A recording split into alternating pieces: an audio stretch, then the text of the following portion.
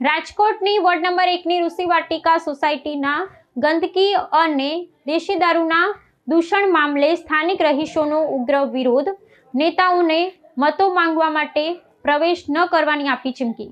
રાજકોટ મહાનગરપાલિકાના વોર્ડ ક્રમાંક 1માં આવેલી ઋષિવાટિકા સોસાયટીના રહીશો દ્વારા પ્રાથમિક સુવિધાઓના અભાવ અને ગેરકાયદેસર પ્રવૃત્તિઓના વિરોધમાં આક્રમક વલણ અપનાવવામાં આવ્યું છે।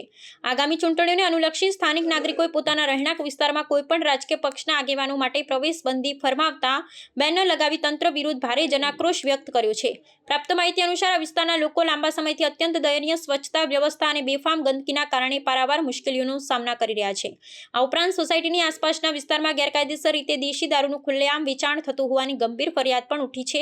પ્રશાસન અને ચૂંટાયેલા પ્રતિનિધિઓ દ્વારા આ દૂષણો દૂર કરવા માટે કોઈ જ નક્કર પગલાં ન લેવાયા હતા। નાગરિકોએ સોસાયટીના પ્રવેશ દ્વાર પર દેશી દારૂના વેચાણ અને ગંદકીના સળગતા મુદ્દાઓને ઉજાગર કરતા બેનરો પ્રદર્શિત કર્યા છે। સ્થાનિક મતદારોએ સ્પષ્ટ ચીમકી ઉચ્ચારી છે કે જ્યાં સુધી તેમની આ ગંભીર સમસ્યાઓનો કાયમી અને સંતોષકારક ઉકેલ નહીં આવે ત્યાં સુધી કોઈપણ રાજકીય પક્ષના નેતાઓએ મતોની અપેક્ષા સાથે સોસાયટીમાં પ્રવેશ કરવો નહીં। ચૂંટણી પૂર્વે નાગરિકોને આ પ્રચંડ રોષ અને લગાડવામાં આવેલા બેનર સ્થાનિક વહીવટીતંત્ર તેમજ રાજકીય આગેવાનોની નિષ્ક્રિયતાને ઉજાગર કરી છે, જેના પરિણામે આગામી ચૂંટણીમાં ઉમેદવારોને પ્રજાના આકરા સવાલોનો સામનો કરવો પડશે તે નિશ્ચિત છે।